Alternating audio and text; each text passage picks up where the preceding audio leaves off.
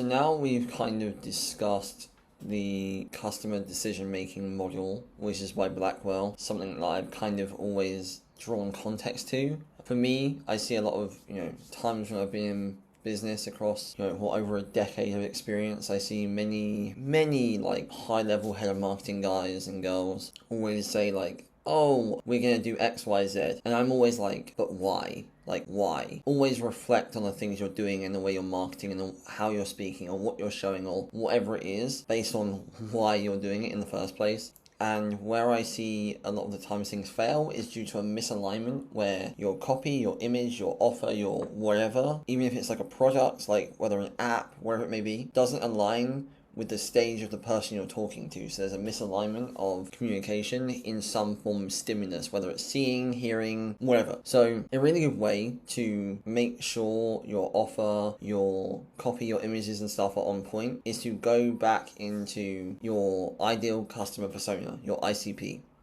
So what I'm going to do is, before the days of AI, we would have to spend weeks probably gathering data on the customer or even doing like surveys on people that haven't yet bought the product, and it was crazy.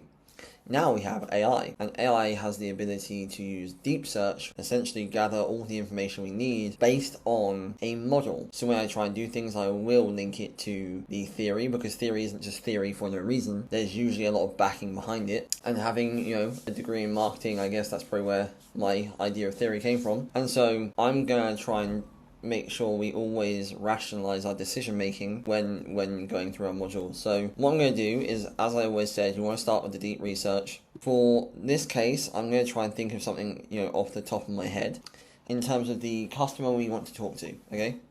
So let's say we are wanting to target, again, this depends on where you're wanting to target, right? If it's a broad audience, as in not niche specific, as in it's not just solar or not just real estate or not just HR, whatever it may be, it doesn't need to be, but I would recommend it to be product specific so that it's pain point specific. So for example, what are the main pain points of, businesses with receptionists, for example, missing calls, those kind of things.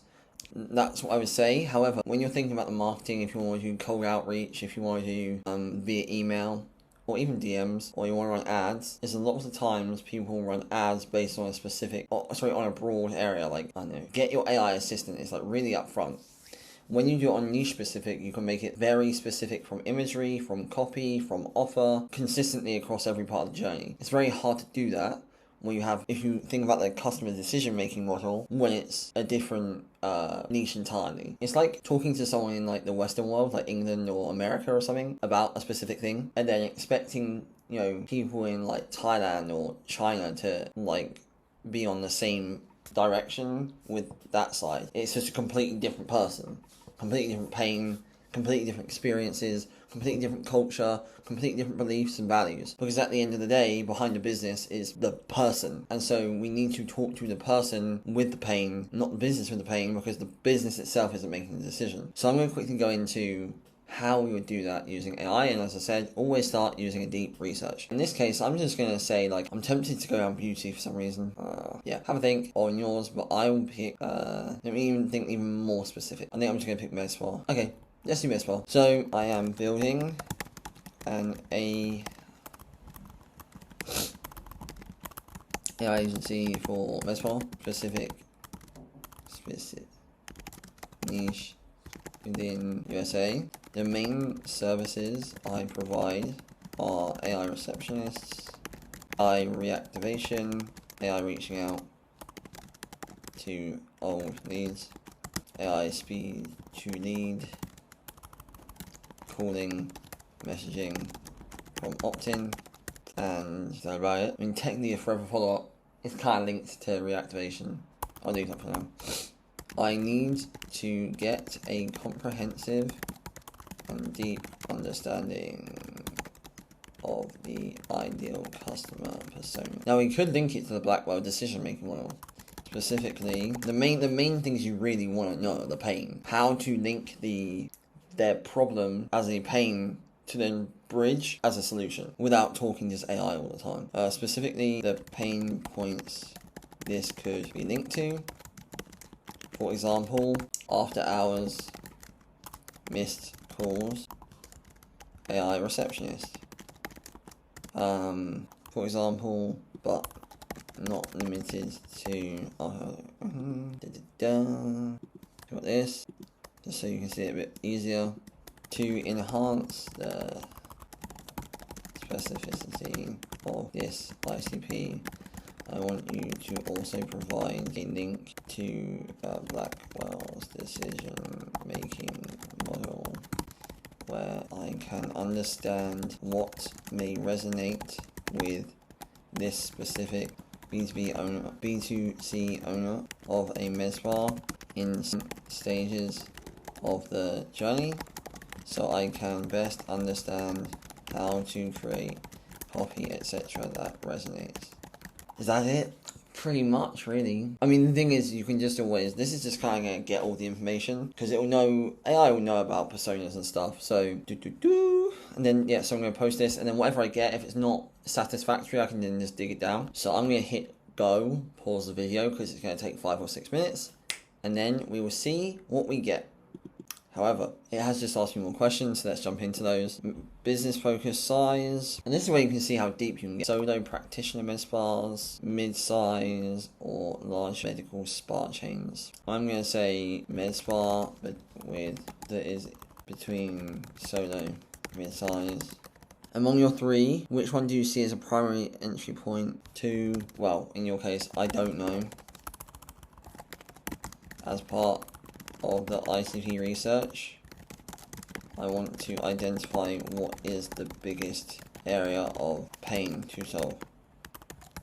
In terms of state, are there specific reasons? No.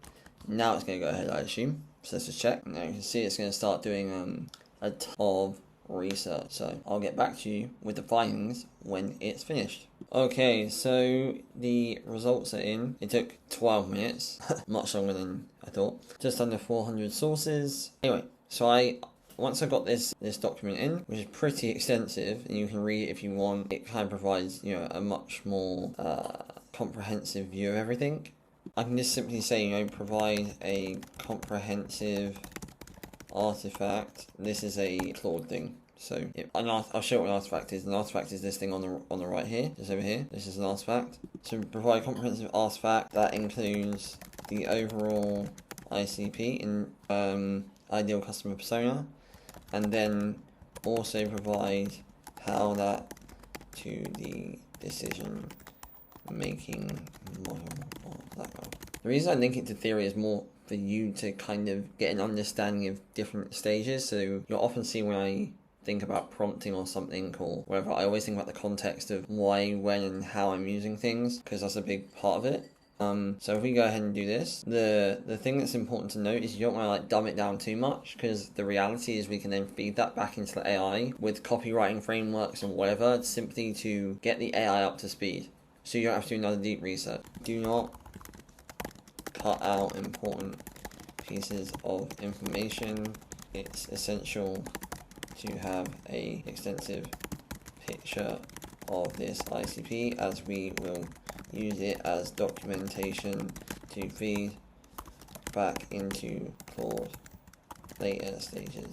You don't need to deep research now, it's done deep research. So it's going to do an artifact over here. Here you go. They lose on average 250 to 500k a year. Female, non-physician, age 35 to 54. Prioritizes work-life balance. Okay, I mean, but first off, like, this is how done. That's how you create an ICP.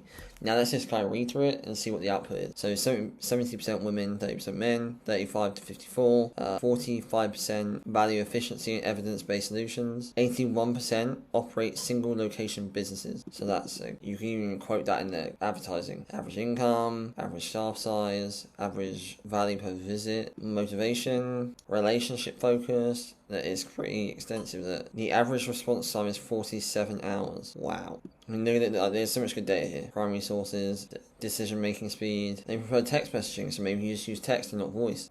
All the interactive tools use calculators for like their ROI, so maybe an ROI calculator. There you go. I mean, look at this. This is crazy.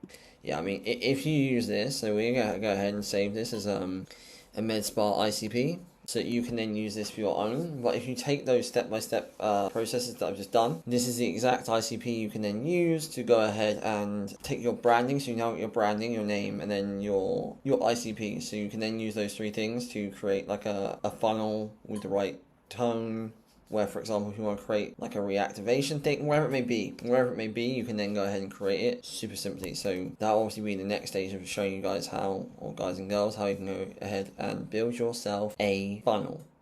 So make sure you share your wins, let me know how you like the video, and yeah, speak soon.